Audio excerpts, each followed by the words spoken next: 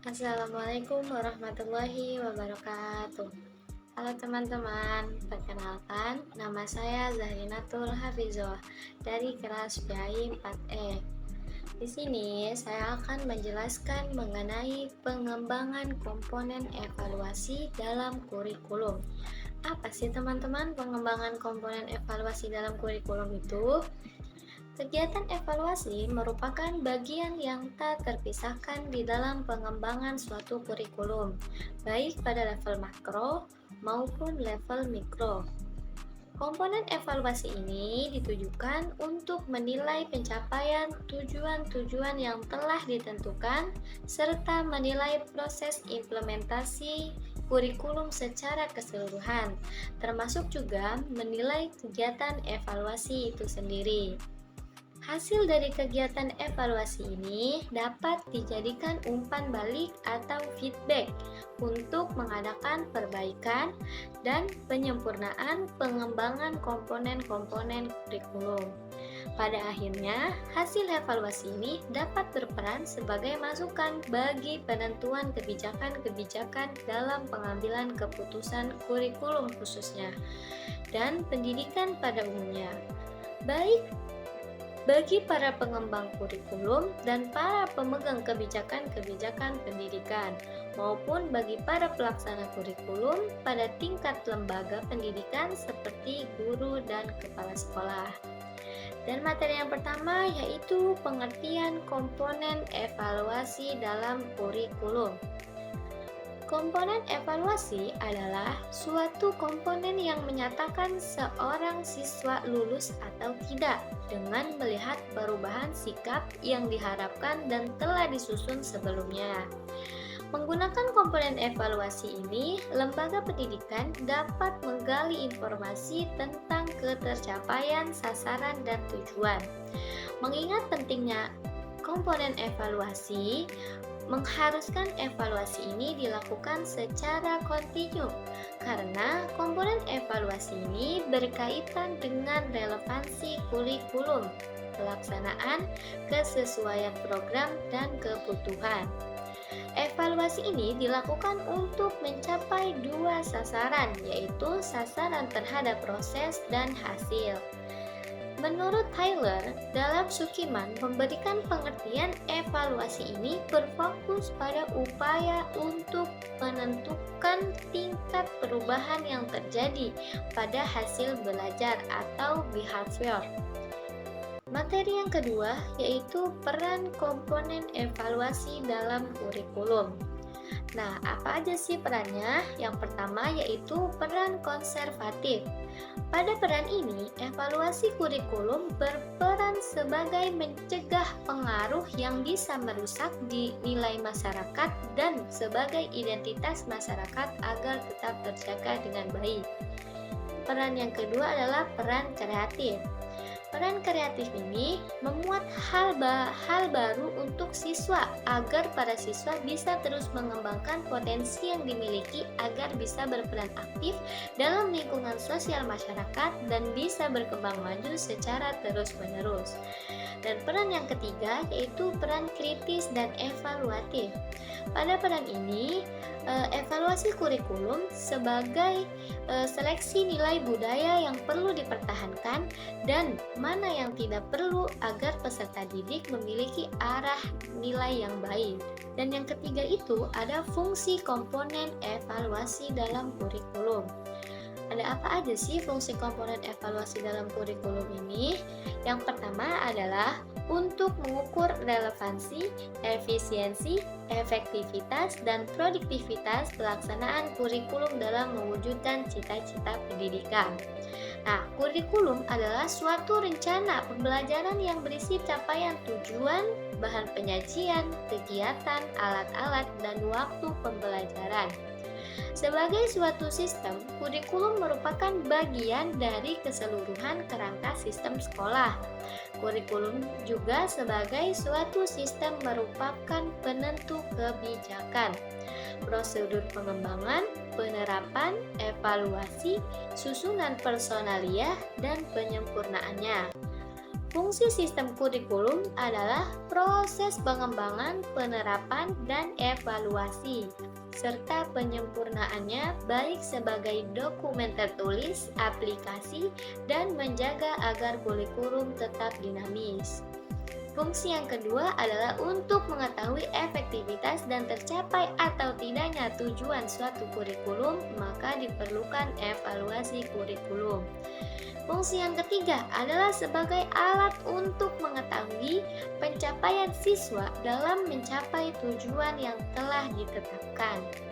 Dan fungsi yang keempat adalah untuk memberikan informasi dan referensi untuk pengembangan kurikulum. Dan fungsi yang kelima sebagai dasar bagi individu siswa untuk menentukan masa depannya dalam kaitannya dengan bidang pekerjaan dan pengembangan karirnya. Dan fungsi yang terakhir yaitu sebagai umpan balik dari semua pihak yang berkepentingan dalam pendidikan sekolah. Materi selanjutnya yaitu ada tujuan komponen evaluasi dalam kurikulum. Ada apa aja sih tujuan komponen evaluasi dalam kurikulum ini? Komponen evaluasi dalam kurikulum ini ditujukan untuk mengetahui sejauh mana program kurikulum dapat tercapai sesuai dengan tujuan yang telah ditetapkan. Tujuan kurikulum mengukur capaian kurikulum yang sejauh mana kurikulum dapat dilaksanakan dan untuk menilai efisiensi, efektivitas, manfaat, serta dampak berkelanjutan dari suatu kurikulum. Tujuan komponen evaluasi dalam kurikulum yaitu terdapat ada 3. Yang pertama yaitu pengembangan, yang kedua yaitu pertanggungjawaban, yang ketiga adalah pengetahuan. Nah, kombinasi ketiga tersebut jika berhasil dilakukan dapat berkontribusi terhadap pengembangan kurikulum pada berbagai jenis dan jenjang pendidikan. Manfaat komponen evaluasi dalam kurikulum. Manfaat komponen evaluasi dalam kurikulum ditujukan untuk mengevaluasi sejauh mana program-program pembelajaran yang mencakup intrakurikuler, ekstrakurikuler, dan kokurikuler telah direalisasikan dalam pembelajaran yang dikembangkan oleh guru. Agar evaluasi kurikulum mendapatkan manfaat, konteks kurikulum harus diperhatikan agar evaluator tidak hanya fokus pada hasil atau dokumen seperti bahan ajar atau rencana pembelajaran, tapi juga memperhatikan pandangan dan harapan stakeholders terhadap kurikulum. Oleh karena itu, dalam mengevaluasi kurikulum agar memberikan manfaat tidak hanya berorientasi pada produk saja, tetapi juga relevansi kurikulum terhadap perubahan yang terjadi. Kurikulum akan memberikan manfaat yang sangat menunjang kemajuan pendidikan apabila evaluasi kurikulum dilakukan secara terus-menerus dan berkesinambungan. Karena berbagai perubahan yang cepat sebagai dampak dari kebutuhan akibat kemajuan ilmu pengetahuan dan teknologi. Selanjutnya, jenis-jenis evaluasi dalam kurikulum. Terdapat jenis-jenis evaluasi dalam kurikulum, yaitu yang pertama, evaluasi reflektif. Pada evaluasi reflektif ini, ia mengkaji mengenai ide yang akan dikembangkan dan akan dijadikan landasan kurikulum. Kenapa mengenai ide? Karena jenis evaluasi ini lebih mengenai kurikulum sebagai ide. Yang kedua yaitu evaluasi rencana. Maksud dari evaluasi rencana adalah merencanakan sebuah strategi mengenai cara mendapatkan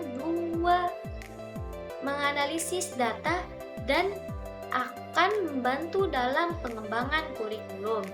Yang ketiga yaitu evaluasi proses. Dalam evaluasi proses, kita harus menentukan sistematik yang terarah untuk meneliti proses belajar, mengajar yang telah menghasilkan sesuatu, baik terhadap fase perencanaan maupun fase pelaksanaan. Keduanya dapat dipergunakan secara bergantian. Evaluasi proses berkembang sangat cepat sejak tahun 1970. Adanya kesadaran bahwa proses ternyata banyak menentukan keberhasilan suatu kurikulum merupakan dorongan yang kuat untuk memberikan perhatian yang seksama terhadap evaluasi proses. Yang keempat yaitu evaluasi hasil. Evaluasi hasil adalah salah satu jenis yang paling tua, bahkan pada mulanya yang dimaksudkan dengan evaluasi ini identik dengan evaluasi hasil. Demikian pula yang dimaksudkan dengan evaluasi kurikulum sering diartikan sebagai evaluasi hasil. Evaluasi hasil dilakukan dengan pengukuran yang menghasilkan nilai atau scores, dan hasil pengukuran tersebut perlu diolah atau digarap lagi sehingga menjadi nilai yang matang. Dan hasil penilaian tersebut sebagai bentuk terakhir laporan hasil belajar. Selanjutnya terdapat teknik dan instrumen penilaian. Teknik penilaian ada 4. Yang pertama yaitu penilaian formatif, sumatif, diagnostik, dan penempatan. Berikut penjelasannya dari masing-masing jenis penilaian. Yang pertama yaitu penilaian formatif. Penilaian formatif adalah penilaian yang dilakukan pada akhir program pembelajaran. Untuk melihat tingkat keberhasilan proses pembelajaran itu sendiri, dengan demikian penilaian formatif berorientasi kepada proses pembelajaran. Dengan penilaian formatif diharapkan guru dapat memperbaiki program dan strategi pembelajaran yang dipergunakan dalam proses pembelajaran. Yang kedua yaitu penilaian sumatif. Penilaian sumatif adalah penilaian yang dilaksanakan pada akhir unit program, yaitu akhir diklat, yang bertujuan untuk mengetahui hasil yang dicapai peserta. Seberapa jauh tujuan-tujuan kurikuler dikuasai peserta. Penilaian berorientasi kepada produk, bukan pada proses. Yang ketiga yaitu penilaian diagnostik. Penilaian diagnostik adalah penilaian yang dilakukan bertujuan untuk mengetahui keseluruhan peserta, faktor penyebabnya. Penilaian ini dilakukan untuk pembelajaran remedial, menemukan kasus-kasus, dan lain-lainnya. Soal-soal tentunya disusun agar dapat ditemukan jenis kesulitan belajar yang dihadapi oleh peserta. Yang keempat yaitu penilaian penempatan. Penilaian penempatan adalah penilaian yang ditujukan untuk mengenai keterampilan prasyarat yang diperlukan bagi suatu program pembelajaran dan penguasaan belajar, seperti yang diprogramkan sebelum memulai kegiatan belajar untuk program itu. Dengan perkataan lain, penilaian ini berorientasi menghadapi program baru dengan kecocokan program belajar dengan kemampuan peserta. Penilaian penempatan yaitu untuk mengetahui keadaan peserta didik sepintas, lalu termasuk keadaan seluruh pribadinya, peserta didik tersebut ditempatkan pada posisinya. Umpamanya, peserta didik berbadan kecil jangan ditempatkan di belakang, tapi sebaiknya di depan, agar tidak mengalami kesulitan dalam pembelajaran. Selanjutnya, tujuan penilaian penempatan yang pertama yaitu untuk menempatkan peserta didik pada tempatnya yang sebenar-benarnya berdasarkan bakat, minat kemampuan, kesanggupan, serta keadaan diri peserta didik, sehingga peserta didik itu tidak mengalami hambatan dalam mengikuti pembelajaran atau setiap program bahan yang disajikan oleh gurunya. Yang kedua yaitu untuk memahami kemampuan belajar peserta didik, sehingga dengan pemahaman itu guru menempatkan murid dalam situasi belajar mengajar yang tepat baginya. Selanjutnya, aspek-aspek yang dinilai meliputi keadaan fisik dan psikologi, bakat, kemampuan, pengetahuan, pengalaman, keterampilan, sikap, dan aspek-aspek lain yang dianggap perlu bagi kepentingan pendidikan peserta didik selanjutnya. Kemungkinan penilaian ini dapat juga dilakukan setelah peserta didik mengikuti pelajaran selama 1 semester, 1 tahun sesuai dengan maksud lembaga pendidikan yang bersangkutan. Waktu pelaksanaan penilaian penempatan ini sebaiknya dilaksanakan sebelum peserta didik menduduki kelas tertentu sewaktu penerimaan murid baru atau setelah naik kelas pada saat memilih jurusan. Selanjutnya, terdapat instrumen pengumpulan data sebagai dasar evaluasi kurikulum. Sebagai berikut, memaparkan beberapa alternatif pendekatan sebagai instrumen pengumpulan data evaluasi, yaitu dengan cara tes dan non-tes. Dengan cara tes, instrumen evaluasi yang berbentuk tes adalah berupa tes pilihan ganda, tes benar atau salah, tes jawaban pendek, tes pencocokan, cloze test, peta konsep, pertanyaan esai, tes subjektif, dan asesmen diri. Dan yang kedua ada non-tes. Instrumen evaluasi yang berbentuk non-tes adalah berupa kuesioner, interview, skala peringkat, daftar cek, observasi, analisis karya siswa, diskusi, asesmen performa, asesmen autentik, portofolio, dan proyek. Mungkin itu saja yang dapat saya sampaikan. Semoga dapat bermanfaat bagi teman-teman semua. Kurang lebihnya mohon maaf. Wassalamualaikum warahmatullahi wabarakatuh.